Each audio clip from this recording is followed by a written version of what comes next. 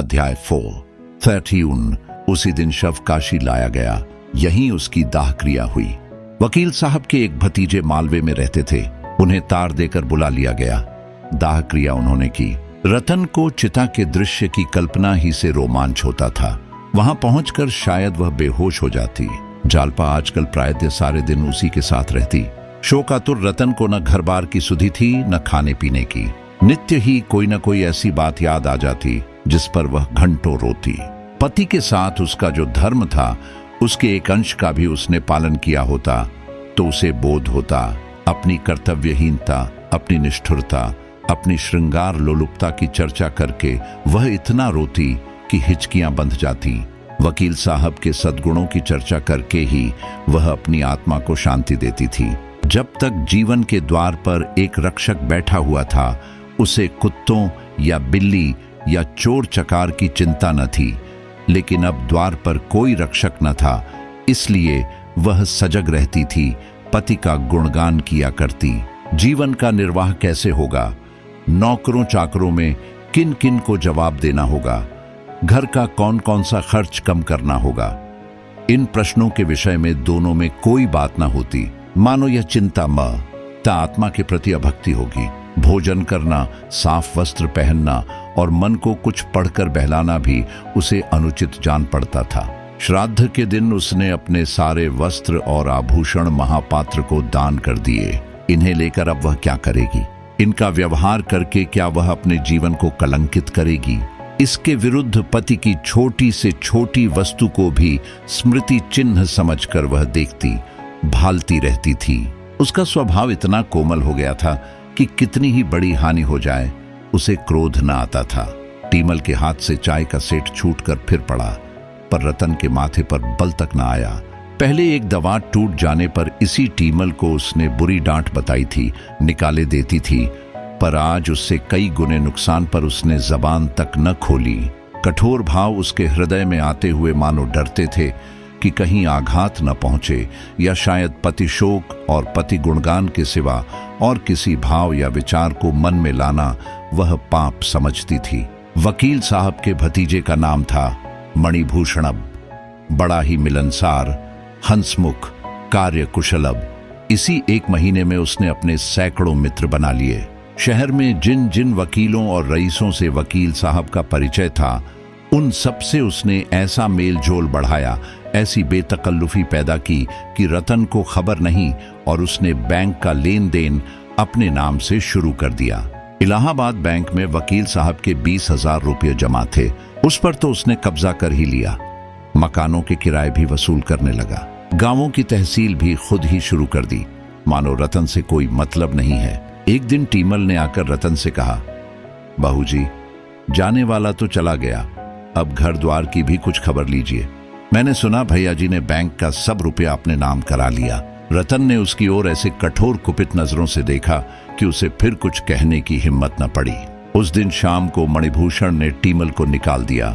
चोरी का इल्जाम लगाकर निकाला, जिससे रतन कुछ कह भी न सके। अब केवल महाराज रह गए। उन्हें मणिभूषण ने भंग पिला पिलाकर ऐसा मिलाया कि वह उन्हीं का दम भरने लगे। महरी से कहते, बाबूजी का बड़ा रईसाना मिजाज है, कोई सौदा लाओ कभी नहीं पूछते कितने का लाए। बड़ों के घर में बड़े ही होते हैं। बहू जी बाल की खाल निकाला करती थीं, यह बेचारे कुछ नहीं बोलते।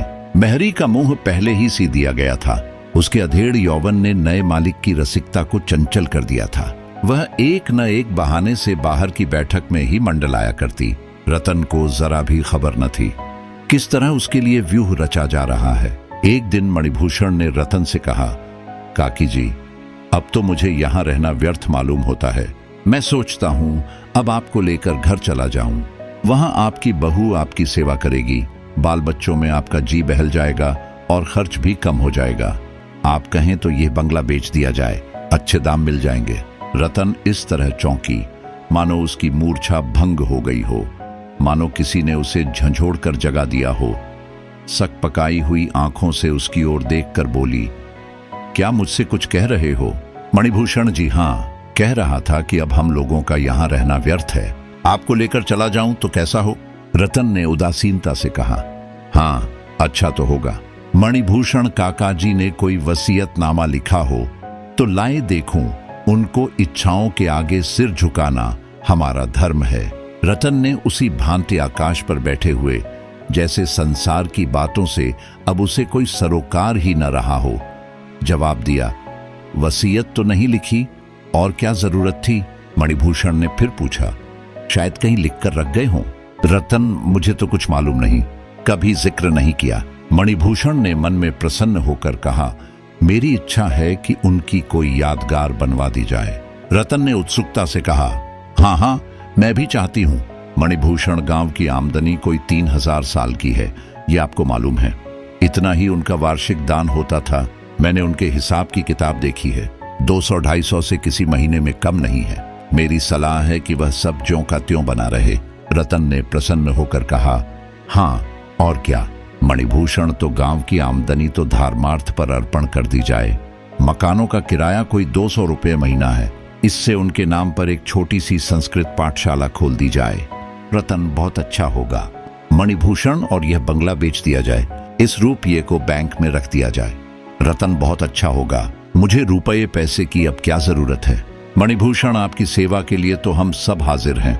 मोटर भी अलग कर दी जाए, अभी से यह फिक्र की जाएगी, तब जाकर कहीं 2-3 महीने में फुर्सत मिलेगी।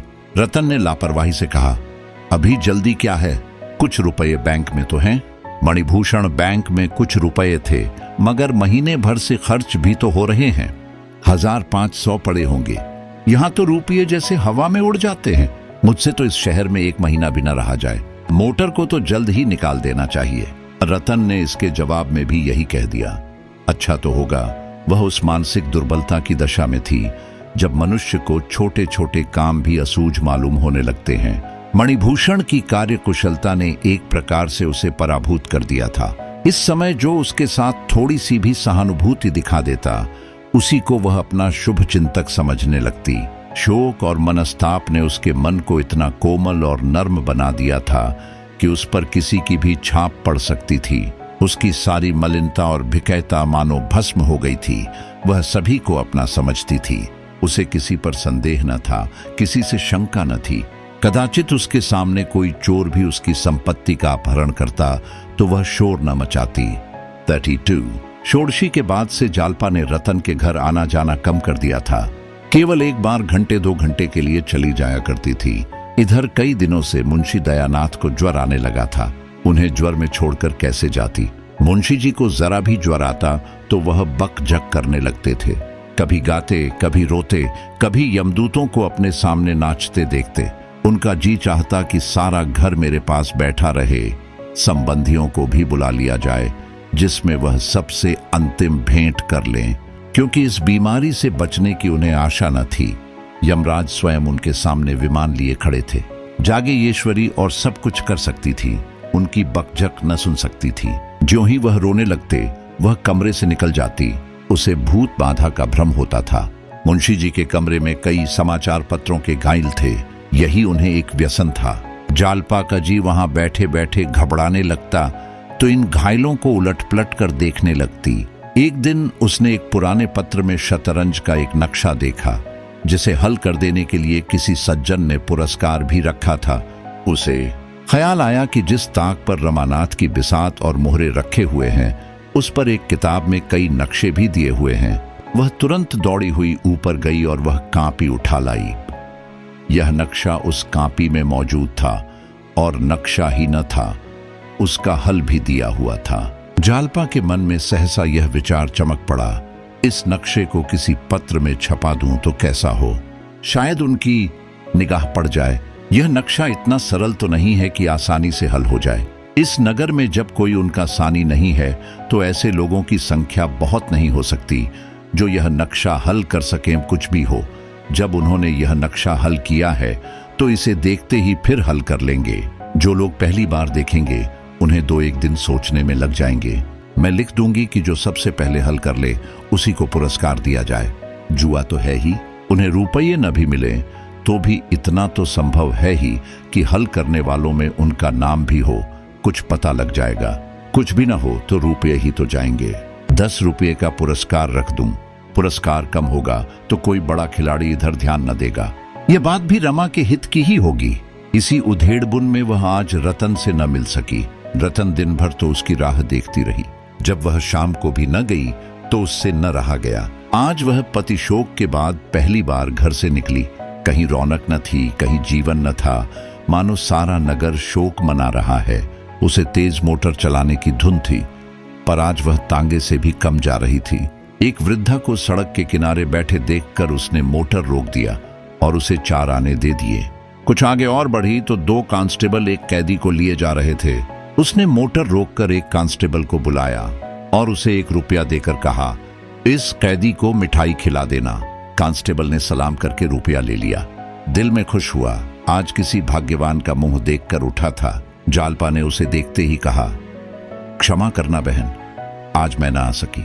दादाजी को कई दिन से ज्वर आ रहा है। रतन ने तुरंत मुंशी जी के कमरे की ओर कदम उठाया और पूछा, यही है ना? तुमने मुझसे न कहा। मुंशी जी का ज्वर इस समय कुछ उतरा हुआ था। रतन को देखते ही बोले, बड़ा दुख हुआ देवी जी, मगर यह तो संसार है। आज एक की बारी है, कल दूसरे की बारी है, यही चलचलाव लगा हुआ है। अब मैं भी चला, नहीं बच सकता, बड़ी प्यास है। जैसे छाती में कोई भट्ठी जल रही हो, फूंका जाता हूँ। कोई अपना नहीं होता बाई जी, संसार के नाते सब स्वार्थ के नाते हैं। आदमी अकेला हाथ पसारे एक दिन चला जाता है। हाय हाय, लड़का था वह भी हाथ से निकल गया, न जाने कहाँ गया। आज होता तो एक पानी देने वाला तो होता। यह 2 लौंडे हैं, इन्हें कोई फिक्र ही नहीं। मैं मर जाऊं या जी जाऊं, इन्हें 3 वक्त खाने को चाहिए, 3 दट पानी पीने को, बस और किसी काम के नहीं। यहाँ बैठते दोनों का दम घुटता है। क्या करूं, अब की न बचूंगा। रतन ने तस्कीन दी, ये मलेरिया है, 2-4 दिन में आप अच्छे हो जाएंगे, घबराने की कोई बात नहीं। मुंशी जी ने दीन नजरों से देखकर कहा, बैठ जाइए बहू जी, आप कहती हैं, आपका आशीर्वाद है तो शायद बच जाऊं, लेकिन मुझे तो आशा नहीं है। मैं भी ताल ठोके यमराज से लड़ने को तैयार बैठा हूं। अब उनके घर मेहमानी खाऊंगा, अब कहां जाते हैं बचकर बचा। ऐसा ऐसा रगे दूं कि वह भी याद करें। लोग कहते हैं वहां भी आत्माएं इसी तरह रहती हैं, इसी तरह वहां भी कचहरियां हैं, हाकिम हैं, राजा हैं, रंक हैं, व्याख्यान होते हैं, समाचार पत्र छपते हैं। फिर क्या चिंता है, वहां भी अहलमत हो जाऊंगा, मजे से अखबार पढ़ा करूंगा। रतन को ऐसी हंसी छूटी कि वहां खड़ी न रह सकी। मुंशी जी विनोद के भाव से वे बातें नहीं कर रहे थे। उनके चेहरे पर गंभीर विचार की रेखा थी। आज 1.5-2 महीने के बाद रतन हंसी और इस असामयिक हंसी को छिपाने के लिए कमरे से निकल आई। उसके साथ ही जालपा भी बाहर आ गई। रतन ने अपराधी नजरों से उसकी ओर देखकर कहा, दादाजी ने मन में क्या समझा होगा? सोचते होंगे मैं तो जान से मर रहा हूं और इसे हंसी सूझती है। अब वहां न जाऊंगी, नहीं ऐसी ही कोई बात फिर कहेंगे तो मैं बिना हंसे न रह सकूंगी। देखो तो आज कितनी बेमौका हंसी आई है। वह अपने मन को इस उच्छृंखलता के लिए धिक्कारने लगी। जालपा ने उसके मन का भाव ताड़कर कहा, मुझे भी अक्सर इनकी बातों पर हंसी आ जाती है बहन। इस वक्त तो इनका ज्वर कुछ हल्का है, जब जोर का ज्वर होता है तब तो यह और भी ऊल जुलूल बकने लगते हैं। उस वक्त हंसी रोकनी मुश्किल हो जाती है। आज सवेरे कहने लगे, मेरा पेट भक हो गया, मेरा पेट भक हो गया। इसकी रट लगा दी। इसका आशय क्या था न मैं समझ सकी, न अम्मा समझ सकी, पर वह बराबर यही रटे जाते थे। पेट भक हो गया, पेट भक हो गया। आओ कमरे में चलें। रत्ना मेरे साथ न चलोगी? जालपा, आज तो न चल सकेंगी बहन, कल आओगी? कह नहीं सकती, दादा का जी कुछ हल्का रहा तो आऊंगी। नहीं भाई जरूर आना, तुमसे एक सलाह करनी है। क्या सलाह है? मन्नी कहते हैं यहाँ अब रहकर क्या करना है, घर चलो, बंगले को बेच देने को कहते हैं। जालपा ने एकाएक ठिठक कर उसका हाथ पकड़ लिया और बोली, यह तो तुमने बुरी खबर सुनाई बहन। मुझे इस दशा में तुम छोड़कर चली जाओगी? मैं न जाने दूंगी। मन्नी से कह दो बंगला बेच दे, मगर जब तक उनका कुछ पता न चल जाएगा मैं तुम्हें न छोड़ूंगी। तुम कुल 1 हफ्ते बाहर रही, मुझे एक एक पल पहाड़ हो गया। मैं न जानती थी कि मुझे तुमसे इतना प्रेम हो गया है। अब तो शायद मैं मर ही जाऊं। नहीं बहन, तुम्हारे पैरों पड़ती हूं, अभी जाने का नाम न लेना। रतन की भी आंखें भर आईं, बोली, मुझसे भी वहां न रहा जाएगा। सच कहती हूं, मैं तो कह दूंगी, मुझे नहीं जाना है। जालपा उसका हाथ पकड़े हुए ऊपर अपने कमरे में ले गई और उसके गले में हाथ डालकर बोली, कसम खाओ कि मुझे छोड़कर न जाओगी। रतन ने उसे अंकवार में लेकर कहा, लो, कसम खाती हूं न जाऊंगी, चाहे इधर की दुनिया उधार हो जाए। मेरे लिए वहां क्या रखा है? बंगला भी क्यों बेचूं? 200-250 मकानों का किराया है, हम दोनों के गुजर के लिए काफी है। मैं आज ही मन्नी से कह दूंगी मैं न जाऊंगी। सहसा फर्श पर शतरंज के मोहरे और नक्शे देखकर उसने पूछा, यह शतरंज किसके साथ खेल रही थी?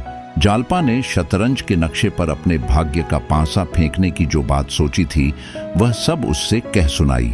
मन में डर रही थी कि यह कहीं इस प्रस्ताव को व्यर्थ न समझे, पागलपन न ख्याल करे, लेकिन रतन सुनते ही बाग बागा हो गई। बोली, 10 रुपये तो बहुत कम पुरस्कार है, 50 रुपये कर दो। रुपये मैं देती हूं। जालपा ने शंका की, लेकिन इतने पुरस्कार के लोभ से कहीं अच्छे शतरंजबाजों ने मैदान में कदम रखा तो? रतन ने दृढ़ता से कहा, कोई हर्ज नहीं। बाबूजी की निगाह पड़ गई तो वह इसे जरूर हल कर लेंगे और मुझे आशा है कि सबसे पहले उन्हीं का नाम आवेगा। कुछ ना होगा तो पता तो लग ही जाएगा, अखबार के दफ्तर में तो उनका पता आ ही जाएगा। तुमने बहुत अच्छा उपाय सोच निकाला है, मेरा मन कहता है इसका अच्छा फल होगा। मैं अब मन की प्रेरणा की कायल हो गई हूं। जब मैं इन्हें लेकर कलकत्ता चली थी उस वक्त मेरा मन कह रहा था यहां जाना अच्छा ना होगा। जालपा, तो तुम्हें आशा है? पूरी। मैं कल सवेरे रुपये लेकर आऊंगी तो मैं आज खत लिख रखूंगी। किसके पास भेजूं? वहां का कोई प्रसिद्ध पत्र होना चाहिए। वहां तो प्रजामित्र की बड़ी चर्चा थी, पुस्तकालयों में अक्सर लोग उसी को पढ़ते नजर आते थे। तो प्रजामित्र ही को लिखूंगी, लेकिन रुपये हड़प कर जाए और नक्शा न छापे तो क्या होगा क्या? 50 रुपये ही तो ले जाएगा। दमड्डी की हंडियां खोकर कुत्तों की जात तो पहचान ली जाएगी, लेकिन ऐसा हो नहीं सकता। जो लोग देश हित के लिए जेल जाते हैं, तरह तरह की धौंस सहते हैं, वे इतने नीच नहीं हो सकते। मेरे साथ आधा घंटे के लिए चलो तो तुम्हें इसी वक्त रुपये दे दूं। जालपा ने नीम राजी होकर कहा, इस वक्त कहाँ चलूं? कल ही आऊंगी। उसी वक्त मुंशी जी पुकार उठे, बहू बहू। जालपा तो लपकी हुई उनके कमरे की ओर चली। रतन बाहर जा रही थी कि जागेश्वरी पंखा लिए अपने को झलती हुई दिखाई पड़ गई। रतन ने पूछा, तुम्हें गर्मी लग रही है अम्मा जी? मैं तो ठंड के मारे कांप रही हूं। अरे, तुम्हारे पांवों में यह क्या उजला उजला लगा हुआ है? क्या आटा पीस रही थी? जागेश्वरी ने लज्जित होकर कहा, हाँ, वैद्य जी ने इन्हें हाथ के आटे की रोटी खाने को कहा है। बाजार में हाथ का आटा कहाँ मयस्सर, मोहल्ले में कोई पिसनहारी नहीं मिलती। मजूरिनें तक चक्की से आटा पिसवा लेती हैं। मैं तो एक आना सेर देने को राजी हूं, पर कोई मिलती ही नहीं। रतन ने अचंभे से कहा, तुमसे चक्की चल जाती है? जागेश्वरी ने झेंप से मुस्कुराकर कहा, कौन बहुत था, पांव भर तो 2 दिन के लिए हो जाता है। खाते नहीं एक कौर भी। बहू पीसने जा रही थी, लेकिन फिर मुझे उनके पास बैठना पड़ता। मुझे रात भर चक्की पीसना गौ है, उनके पास घड़ी भर बैठना गौ नहीं।